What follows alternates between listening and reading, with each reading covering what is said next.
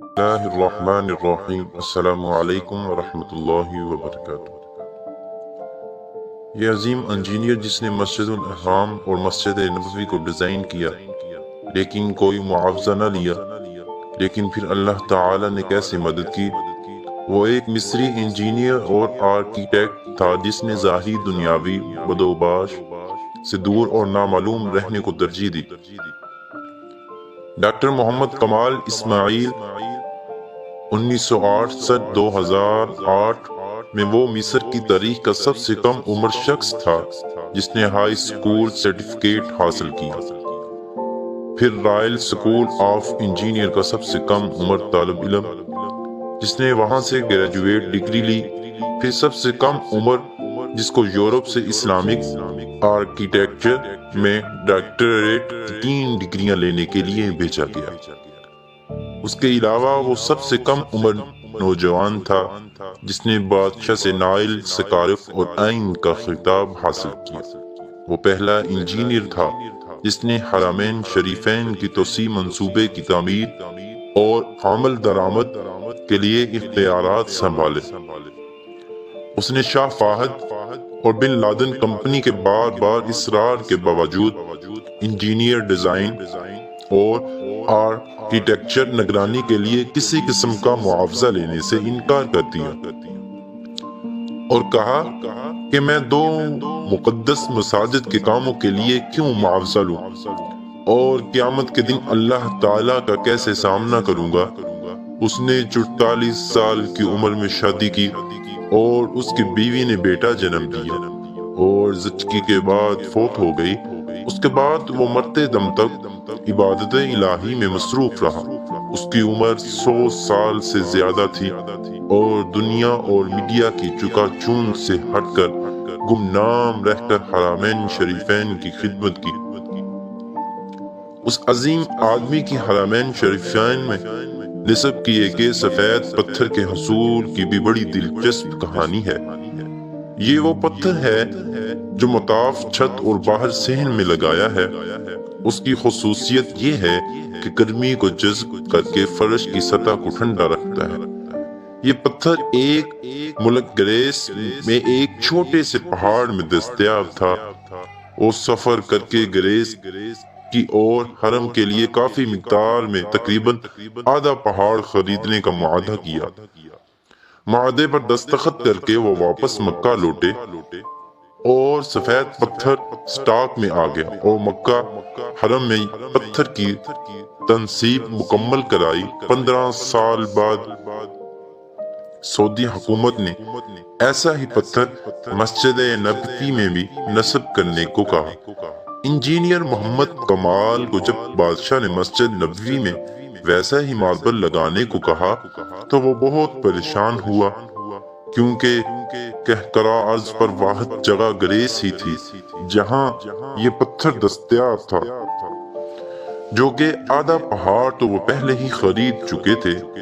Engineer محمد کمال بتاتے ہیں کہ وہ گریس میں اس کمپنی کے چیف ایگزیکٹو کے پاس گئے، اس سے ملے اور ماربل کی بقیہ مقدار جو بچ گئی تھی اس کے بارے میں پوچھا تو چیف ایگزیکٹو نے بتایا وہ ماربل تو ہم نے آپ کے جانے کے بعد بیچ دیا تھا، اب تو 15 سال ہو گئے ہیں۔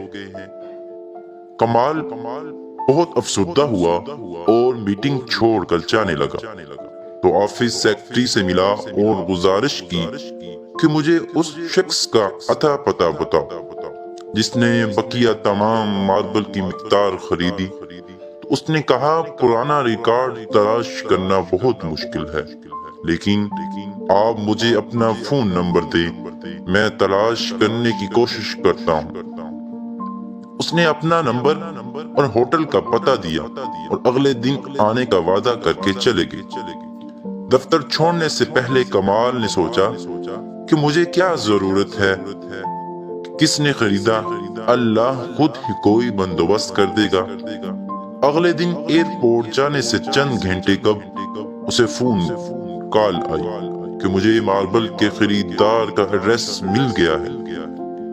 اب میں کمال بہت آہستہ رفتار سے دفتر گیا کہ اب کیا کروں گا، خریدار کے ڈیسک کو کیونکہ اتنا لمبا عرصہ گزر گیا ہے۔ کمال دفتر پہنچا تو سیکرٹری نے کمپنی کا پتہ دیا جس نے ماربل خریدا تھا۔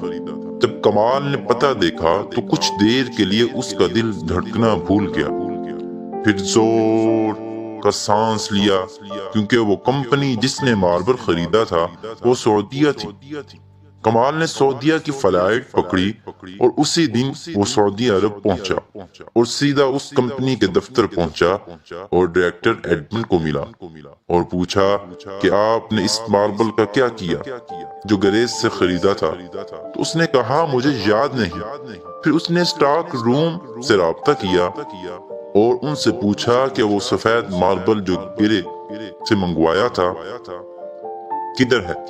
تو انہوں نے کہا وہ ساری مقدار موجود ہے اور اس کو کبھی استعمال نہیں کیا گیا۔